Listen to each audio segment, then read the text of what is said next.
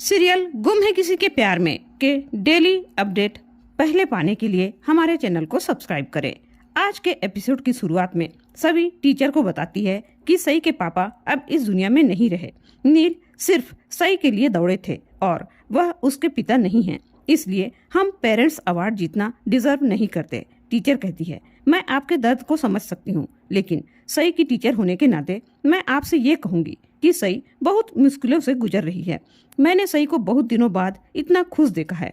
वह अपने पापा को बहुत मिस करती है। सभी सई को देखती है जो कि नील के साथ खुशी से खेल रही होती है। टीचर कहती है, मैं सई का दिल नहीं दुखा सकती, आप प्लीज ये अवार्ड ले लीजिए। उसके बाद टीचर सभी और नील को मेडल पहनाती है और उन्हें ट्रॉफी भी देती है।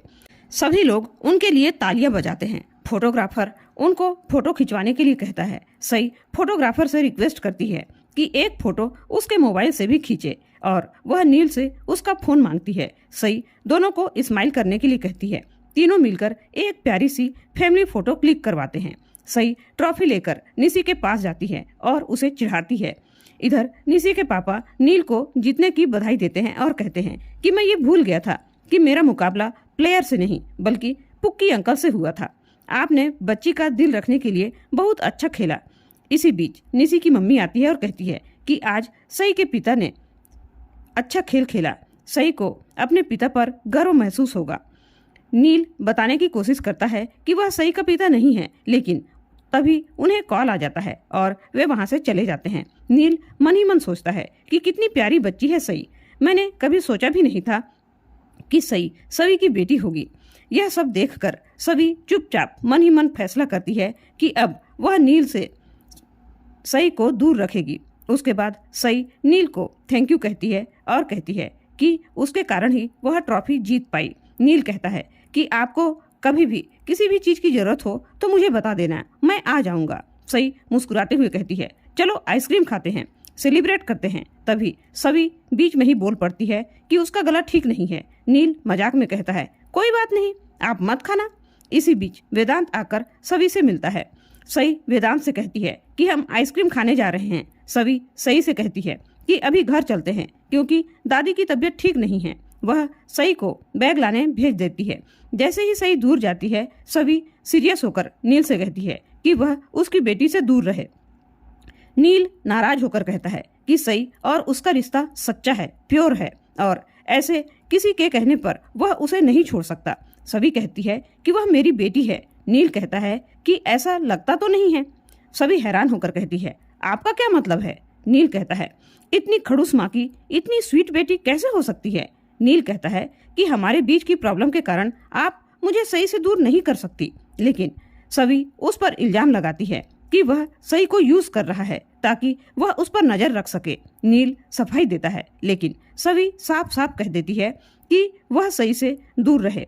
सई से अब आपकी आखिरी मुलाकात है, उसके बाद आप सई से कभी नहीं मिलेंगे। तभी सई वापस आ जाती है और नील को गले लगा लेती है।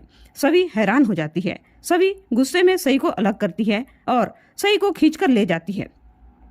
जाते जाते सई नील को फ्लाइंग किस देती है। नील भी उसे अलविदा कहता है। सभी नील का नंबर ब्लॉक कर देती है ताकि दोनों के बीच में कोई बात ना हो पाए। नील कहता है, मैं भी देखता हूँ कि सभी मुझे सही से मिलने से कैसे रोक सकती है। उसके बाद रास्ते में कैब ड्राइवर सभी से कहता है कि वह किसी और रास्ते से ले जाएगा। सभी उस आवाज को पहचान जाती है कि वह मारुति है। सभी घबरा जाती है। मारुति कहता है कि मुझे पता था कि आप मेरी आवाज पहचान जाओगी। सभी गाड़ी रोकने के लिए कहती है। मारुति कहता है कि अब गाड़ी अपनी मंजिल पर जाकर ही रुकेगी। सभी जल्दी से सई को ईयरफोन पहना देती है और बाहर देखने के लिए कहती है कि देखो आइसक्रीम पार्लर कहाँ है। फिर वह मारुति का गला पकड़ लेती है और गुस्से में कहती है कि जब एक माँ को लगता है कि उसके बच्चे पर खतरा है तो वह अपने बच्चे के लिए कुछ भी कर सकती है। मारुति कहता है कि छोड़ दो, वरना गाड़ी टकरा जाएगी और सभी भगवान को प्यारे हो जाएंगे। सभी गुस्से में पूछती है कि उसने सई के स्कूल तक आने की हिम्मत कैसे की। मारुति डर कर माफी मांगता है और कहता है कि वह दोबारा ऐसा नहीं करेगा। सभी उसका गला छोड़ देती है। मारुति कहता है कि आज से 3-4 दिन बाद तुम्हें स्विट्जरलैंड जाना है। सभी हैरान होकर कहती है कि मैं इतनी जल्दी स्विट्जरलैंड वापस कैसे जाऊंगी। मारुति कहता है कि यह तुम्हारी प्रॉब्लम है, अगली इंस्टॉलमेंट पूरी करो वरना रिद्धि की बॉडी के लिए तैयार हो जाओ। सभी डर जाती है और कहती है कि रिद्धि को कुछ मत करना। मारुति कहता है कि ये तो तुम्हें मेरा गला पकड़ने से पहले सोचना चाहिए था। तुम्हारी गलतियों की सजा रिद्धि को मिल सकती है। मारुति गाड़ी रोकता है तो सभी और सई तुरंत कैब से उतर जाते हैं और ऑटो पकड़ लेते हैं। सभी सई के चेहरे की उदासी देखकर पूछती है, क्या हुआ परी मम्मा?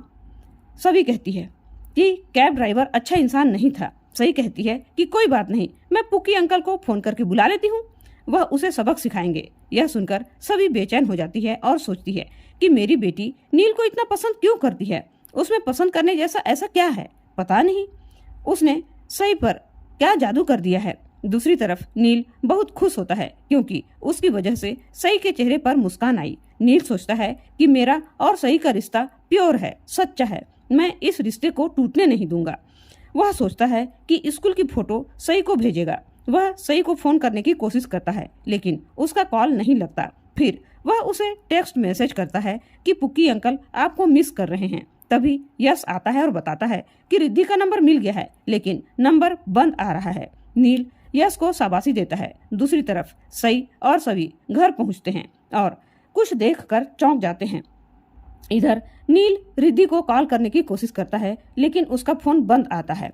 वह यश से दूसरा नंबर निकालने के लिए कहता है। नील सोचता है कि सभी चाहे जैसी भी है लेकिन मैं सोच भी नहीं सकता कि उन पर क्या बीत रही होगी।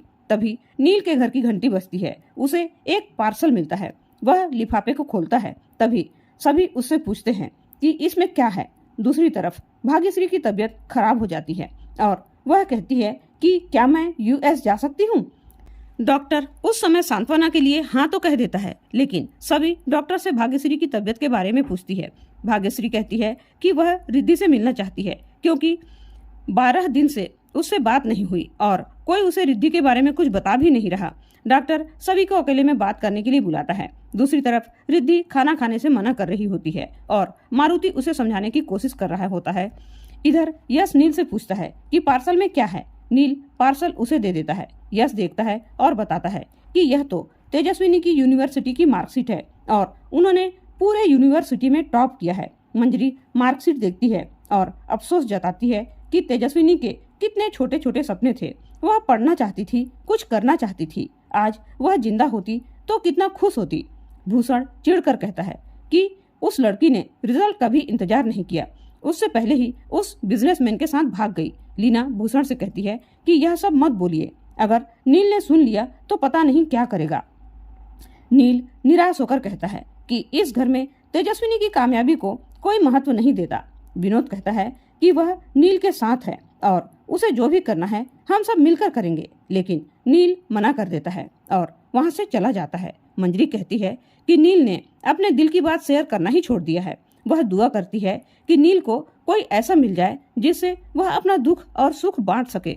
उसे कोई ऐसा मिले जो नील की वैसे ही परवाह करे जैसे तेजस्विनी उसकी किया करती थी। दूसरी तरफ डॉक्टर सभी को बताता है कि भाग्यश्री की तबीयत का कारण तनाव है। अगर उसका स्ट्रेस कम नहीं हुआ तो उसकी तबीयत और भी ज्यादा बिगड़ सकती है। सभी वादा करती है कि मैं पूरी कोशिश करूंगी कि उन्हें कोई तकलीफ न हो। सभी परेशान होती है और इसी के साथ एपिसोड खत्म हो जाता है। दोस्तों, आज का एपिसोड आप लोगों को कैसा लगा हमें कमेंट करके जरूर बताइएगा। वीडियो पसंद आई हो तो लाइक और शेयर जरूर करें। चैनल में पहली बार आए हैं तो सब्सक्राइब जरूर करें। धन्यवाद।